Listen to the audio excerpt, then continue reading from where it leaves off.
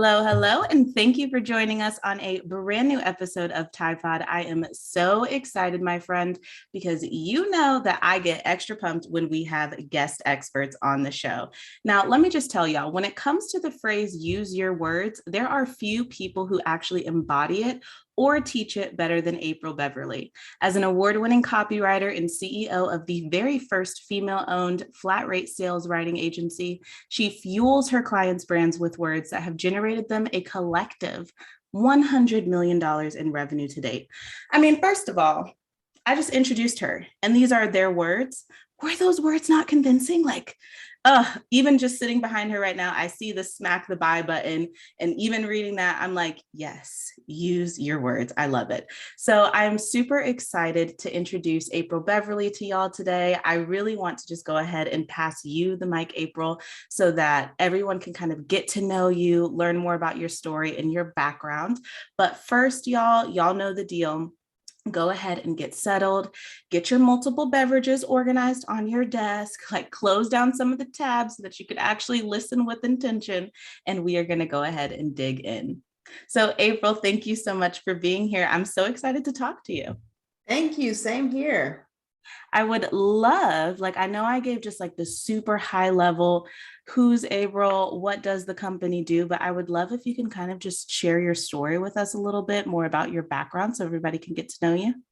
Absolutely. So I'm Apryl Beverly, known as the $1 Million Word Stylist. I've literally been writing since about age 4. My aunts and uncles used to time me doing crossword puzzles before I could even really put real words together and read.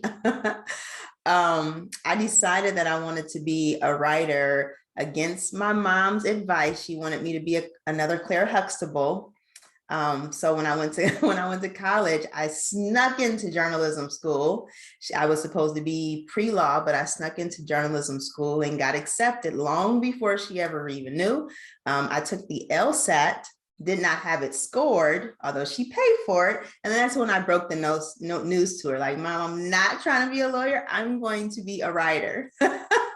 So that went over real well until I started running the business and she saw that it could be a lucrative career.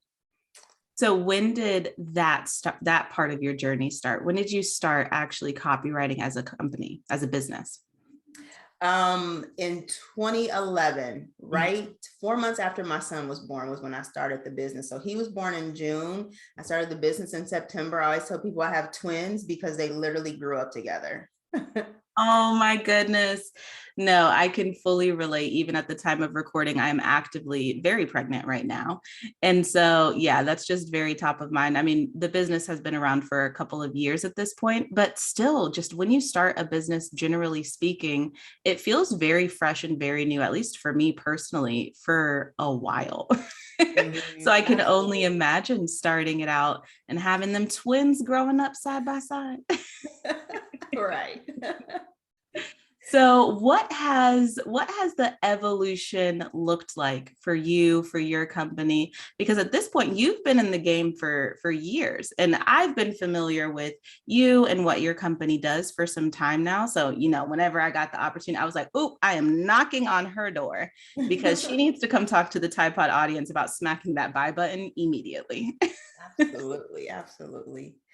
So the evolution looked like I had been in marketing communications, senior copywriter roles all throughout corporate America. When I had my son, I decided that I wanted some flexibility. I didn't want to ask another adult for permission to spend time with my kid.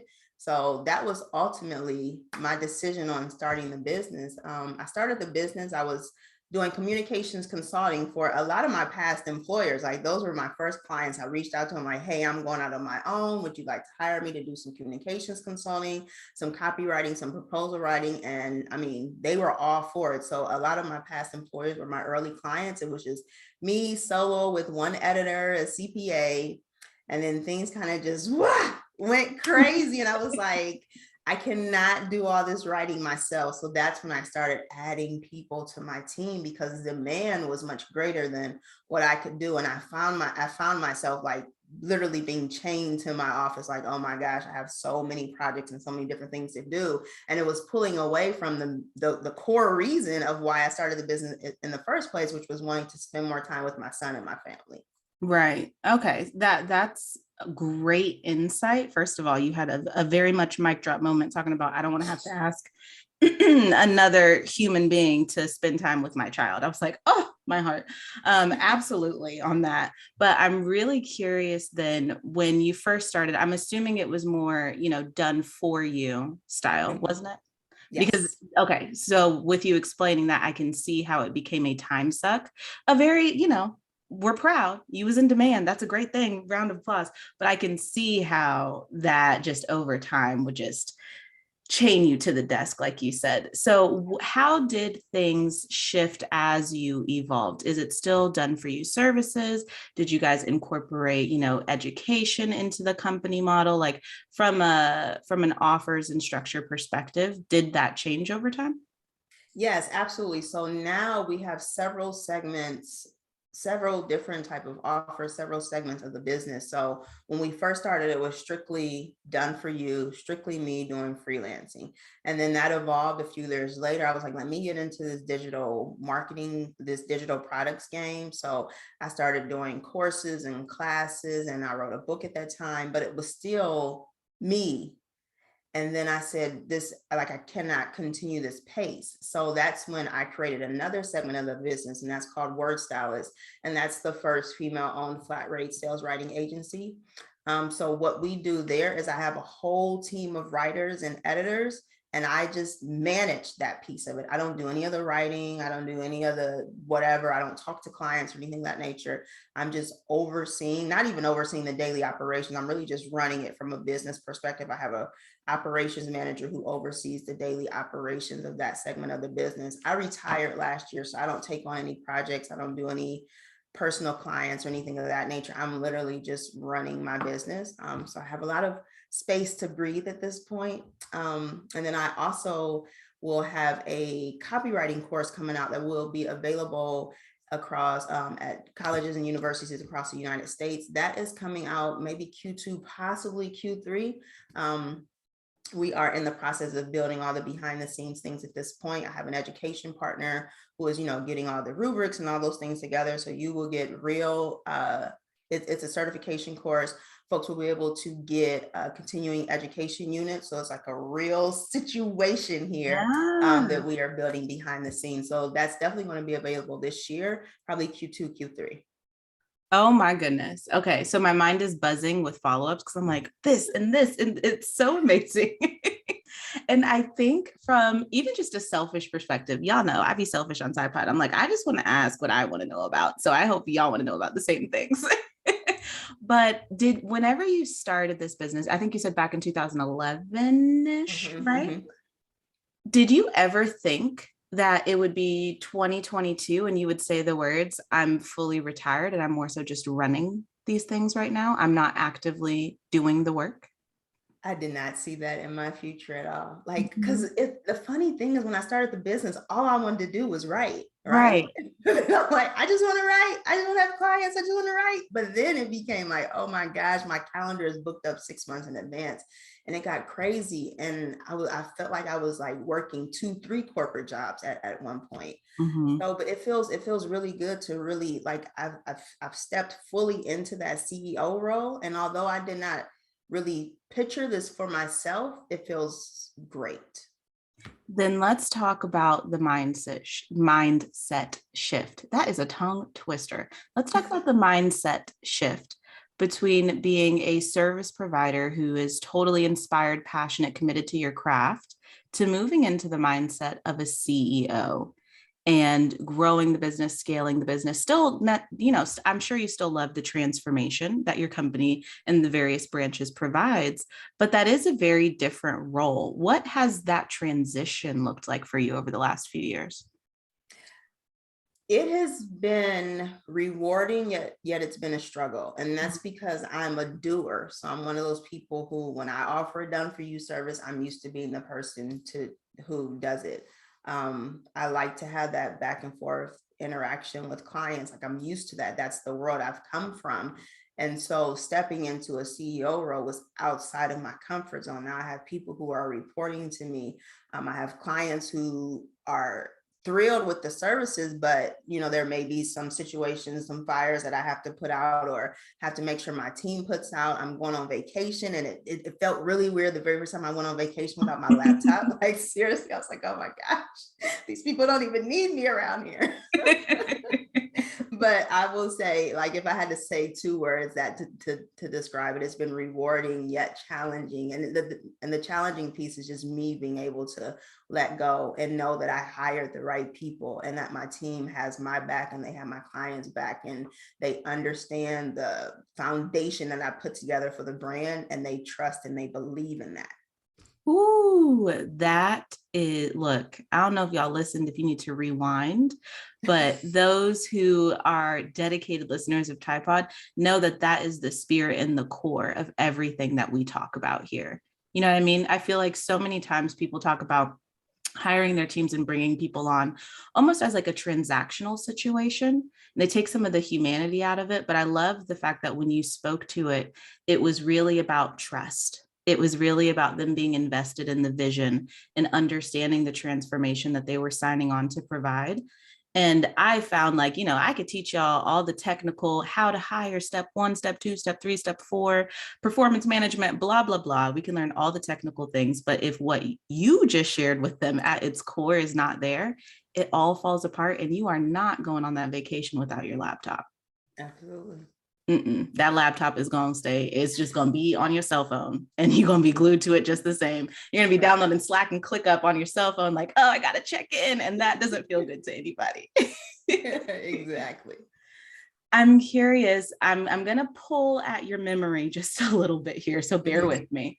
But I find that a lot of people, whenever we start talking behind the scenes like this, it can be really, really interesting to kind of hear the order of how things actually went when they were being built out. So my question is, whenever you first shared with us, you started, you're the freelancer, you're working with the CPA, maybe an assistant.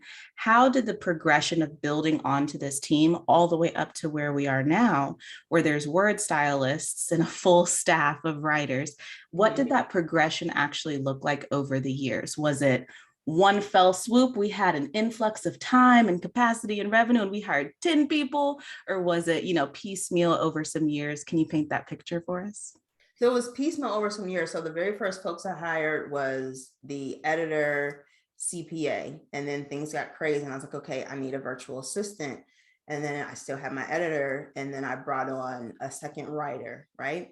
But then when I started Word Stylistz, we started Word Stylistz, that segment of the business, in November 2018. And so I brought on an operations manager in October to help us get the process set up, to iron out all those details, because we were doing like a soft launch the very first week of November. So I had her on board. But by the time that happened, we had 3 writers. So I was ramping up. Like, I knew, like, I could envision, I didn't know, but I could envision what was about to happen, because the demand for myself was so high. I had already trained these people and got everyone ready and ramped up to go. So that progression of it went a little faster. Right now we have 2 editors, 6 writers, and we're bringing on a lead copywriter as we speak. We're recruiting for that. And then I have maybe 1 or 2 more positions that I want to fill before the end of the year. And we have an operations manager, we have a business development coordinator, and then we have someone who floats as our quality assurance / proofreader. Ooh, love it. No, see, that progression is always really helpful for people to be like, okay, I can kind of see how this flowed. Now, I'm curious because, I'm projecting a little bit just based on things I've heard my clients say, but a lot of times whenever we have someone who sat in the service provider, like, this is my thing, my zone of genius, it's me, ladies and gentlemen, seat. And then we end up building out a branch like this. So, someone listening, you may be the head business coach and you're building out a team of co-coaches. It's a similar concept. And relinquishing some of that, I guess I want to call it creative control, feels a little tricky. or even, passing down your frameworks and making sure that they're being executed correctly can get a little wonky, a little sticky. So I'm curious, what has been your experience in that piece of this journey? Because I'm sure you're hiring rock stars, but what has that piece looked like? So we do an extensive training. So the initial training is 6 weeks, and that's going over the templates, going over the frameworks, going over the process, telling them how we work, really submerging folks into the culture of what we do and how we do things and what our clients expect, right? Over that 6 week time, I'm meeting with these individuals pretty much on a weekly, bi-weekly basis, because after they're going through the stuff, like it's me feeding into them saying, okay, let's look at 3 pieces of things that you've written and let's go through them. It's not really a critique session, but it's, I love what you did here. I maybe would have done this, or I really like this. You turn that out. Like I want to inspire them and motivate them at the same time, teaching them and showing them, not teaching them how to copyright, because they're already, that's their zone of genius as well, but showing them how we do things in our space. Mm-hmm. So I have replaced me writing with making sure that my team has the proper knowledge about how we do things to be able to continue on with the success path that I have created for them. So that's a very important piece for me. I don't think I will ever fully let that piece of it go. So I want to make sure that I'm nurturing the folks who are coming on board. And I may not be the one who's doing it for the entire 6 weeks, but I want to make sure that they see me and they understand, because the brand and all those things were built by me initially. And I want them to be able to trust and believe in it and come straight from my mouth. Oh, absolutely. I think that's one of the nuances, especially if you've operated historically off of a personal brand, right? Mm-hmm. So has any piece of that been challenging or surprising? It doesn't have to be a negative challenging thing. It could be just a surprise. So I think the piece that has, well, I'll start with challenging. The one thing that has been challenging is everyone just is not a good fit. But I'm like, oh, I want you to be here. I want you, I'm like one of those lovey-dovey. I'm gonna take you under my wing and we're gonna do everything we can. And that's not always the best solution. You want to make sure that, folks can drench themselves in the culture, and that may not, like once they're in it, it may not always be the best fit. And the challenge for me was learning when it's time to let go.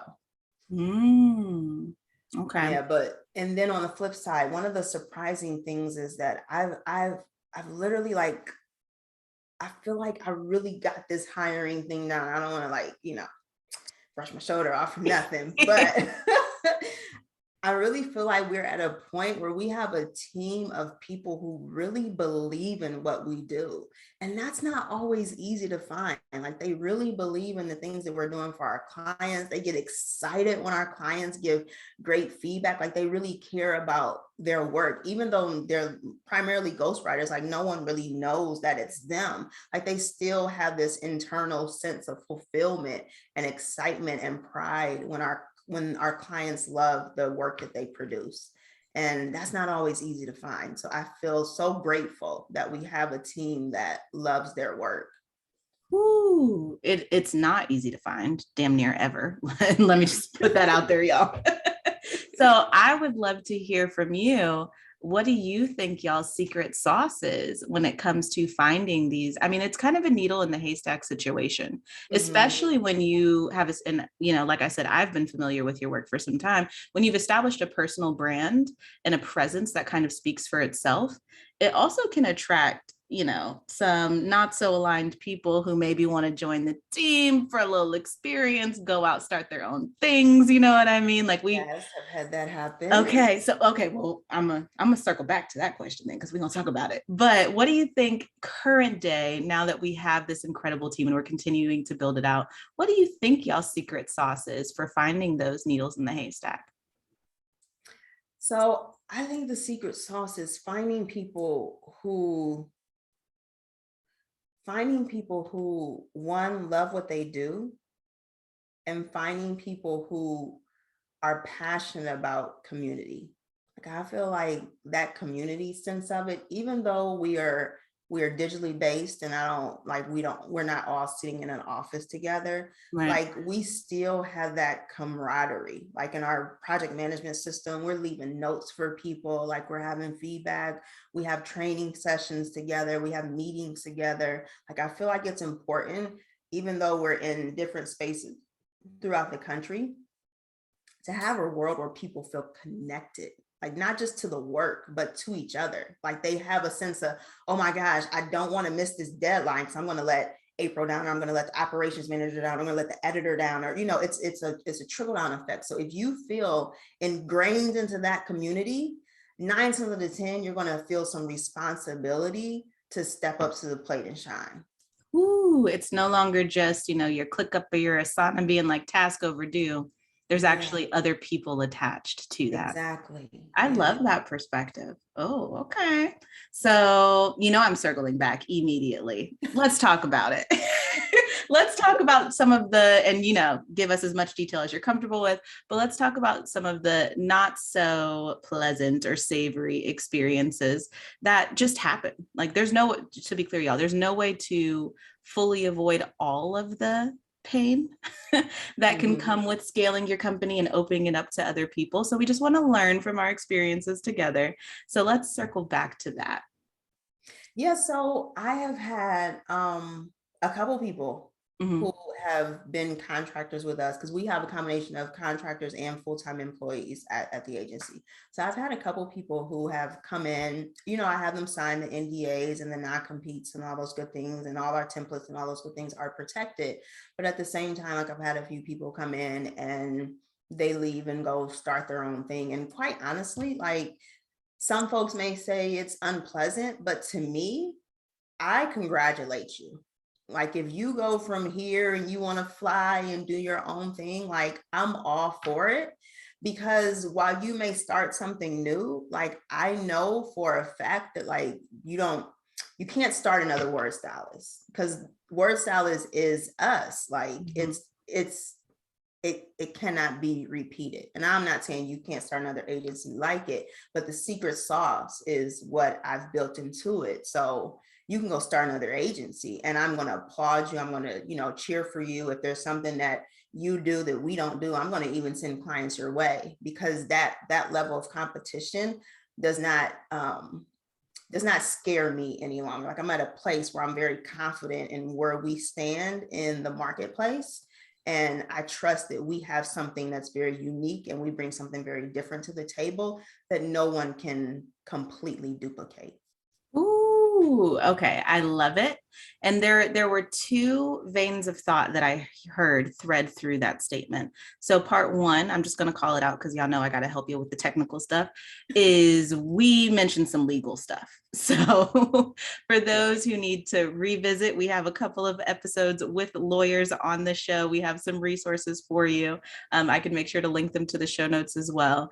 But non-disclosure agreements, non-competes within certain contexts, all of these things are things that you want to consider, because I heard you mention that. But then on the more philosophical side of things, I love your perspective, because it's the total lack of scarcity mindset and just the confidence in but we are who we are. So I'm going to let you fly and congratulate you, but also not worried about what we got going on over here, so I can support you over there. And it's like, Exactly. yeah, I've been in a similar situation.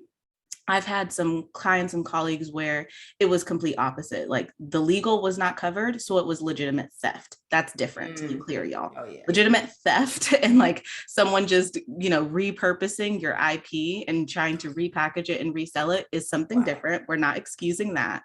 But on the flip side, I've had an intern, right?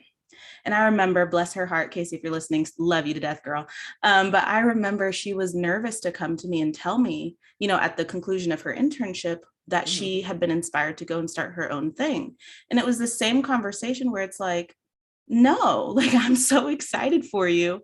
What are Yeah. you thinking? How can I support you? Like, what market are you going to exist in? There are so many nuances in this conversation, and it doesn't always have to be negative. So I love that you kind of brought that piece of the conversation to the table.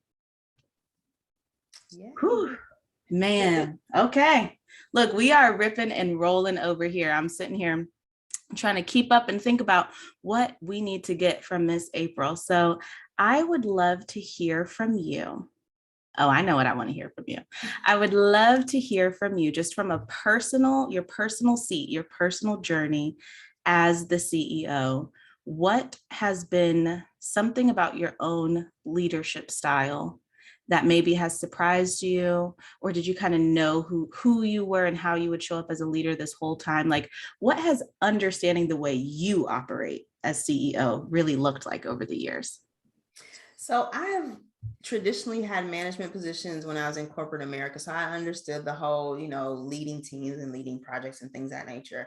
But the thing that surprised me, because I'm such a type A person, is how laid back I am. Like I feel like I've really stepped into a role where, I'm very flexible with my team. I'm very flexible with my employees. We have deadlines that, we cannot be missed, but there are the things around it. Like I'm really one of those folks who lead and understand that while the business is important, what we do for our clients is important, it's not your only thing. And I get that.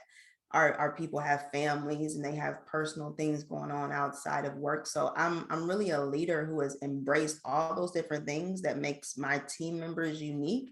And I try to make sure that we can be as flexible as possible to keep the business running smoothly, to make our clients happy, and to accommodate those personal things that may arise. So that thing kind of surprised me, because if someone asked me to write out my leadership style, I'd be like, boom, boom, boom, boom, boom, no room for no flexibility and all this extra stuff that may pop up. We got A, B, C, D to do. Mm-hmm. Well, you said earlier that you were a doer, so that's not totally surprising. That you Right. thought, but it's like you've kind of tempered it with being a human and understanding and empathy, which I love to hear. So a lot of times on the flip side of that flexibility is this word that I know and love, boundaries. What do boundaries look like for you? There's a lot of people on payroll. There's a lot of clients looking for your services. You know what I mean? So what has really instituting boundaries looked like for you?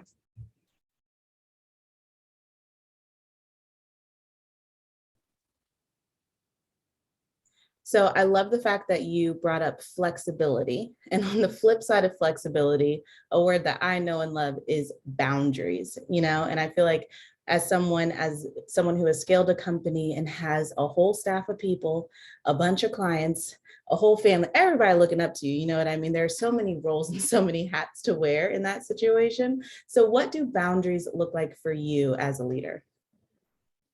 Boundaries are everything. So I'll just go back just a tiny bit. When I first started my business, it was like, oh my gosh, I have someone who wants to meet with me. You want to meet at 8? You want to meet at 9? You want to meet at 10 a.m.? You want to meet at 11 o'clock? Whenever I'm free, whenever you're free, I'm free, right? That wore me out. Okay. So I established boundaries. I was only taking calls on certain days and, this and the third. Now, today, boundaries look like do not contact me after noon on Friday until Monday at 8 a.m. again. I'm getting up in the mornings. I'm working out. I am not to be disturbed. I schedule my workout time. Weekends are completely free. I do not respond to any emails, any social media messages, none of that. And my team does not either. So if there's something going on with your order, we are doing copywriting, not surgery. I promise you it can wait until Monday. When we're back in the office, we have SLAs established at service level agreements where we are responding to inquiries and things of that nature within 2 business days. If it's an existing client and they have an issue, those things are responded to within 1 business day. So we have those SLAs. My team knows that we cannot step outside those SLAs, but we have boundaries, and Monday through Friday is when we do business. That's it. I love that. First of all, like this is not brain surgery, y'all. Come on, let's take it down a notch. We're okay.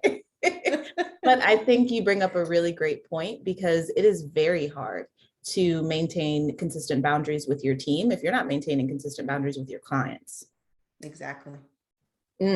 Okay, great call out. Thank you for sharing that. So as we kind of wrap up this conversation, I think I'd just like to ask you an open-ended question For the person who has stuck with us throughout this entire chat today, and they're just like, yes, I too want to be able to say, I'm retired and I'm just, running the companies. I'm not the actual service provider these days. The person who's been inspired by this conversation, what word of advice do you have for them as they continue along this journey? Make sure that before you do that, that you have an actual culture created and systems in place. And I'm not strictly talking about automated systems that, take clients from here to there. I mean, business operations. Like, do you have standard operating procedures in place? Have you documented training? Do you have things in place that can help your team survive without you? Like, we have standard operating procedures for every single operation that happens in the business. I have created over 200 template emails for common questions that may arise. So my team doesn't have to say, well, what would Apryl say? You got a whole database of what would Apryl say, what would Apryl say answers. So it's things like that. Is you want to prepare your team for success. Don't just say, I'm retired and I'm done. Like, prepare your team and your audience and your clients for success by making sure that you've documented every little nuance that makes you you, so that can be duplicated amongst your team and the people who you hire to support your clients. Ooh, yes. Look, I was in a conversation with someone the other day, and they were saying, I was too busy doing to effectively document so that I could delegate. Right? And I feel like so many of y'all can probably really resonate with that, especially when you're in the thick of business. Because to your point, you were at a place where you was booked out 6 months in advance, yes. Right? And I know that was the final word, but let me just ask one more question then. How did you fit it in? What did that actually look like to fit in, making sure you were documenting as you were doing so that eventually you knew you would be able to step away? So the pull away wasn't like I'm writing one day and I'm done the next. It was a transitional phase. So throughout this transitional phase, I might have been taking 10 clients a month. Then I weaned it down to 5. And instead of doing nothing with just those 5 clients, like going outside and playing, if you will, the more time that I allowed myself, the more time I focused on documentation. And then the 5 clients went down to 3 clients, and then I documented more. And then I eventually just pulled myself out, because at that point we had everything documented. And when we had, like I said, standard operating procedures. We have style guides internally that, those little nuances and things that we do from a writing and editing perspective. Every little thing is documented, but it was a transitional phase that I embarked upon and said, this is where I want to be now that I see the complete vision of where I want to take the business. So I started moving in that direction. Thank you so much for sharing that little tidbit. I feel like is going to make the difference for someone who's listening and being like, but how the heck do I start this? Absolutely. So for everyone, which I'm sure it's every single person who's checked out this episode to date, can you share with them where to connect with you? If there's any big news going on, now is the time to let them know. Yes, absolutely. So you guys can connect with me on all social media at BAAB Writing. That's BAAB Writing. Keep an eye out for Persuasive Copywriting. That is the college course that will be coming out Q2 or Q3. I'm super excited. There's going to be marketing everywhere. So as long as you stay tuned, you will not miss it. If you want to get these spine-tingling sentences, you can hit up my team at stylemywords.co. That is stylemywords.co. Wonderful. We will make sure to have all the things, all the places linked for you per usual. Thank you so much, Apryl. This was a fantastic conversation, and I know that everyone has a page of notes from it. So thank you. Thank you so much. I appreciate you for having me.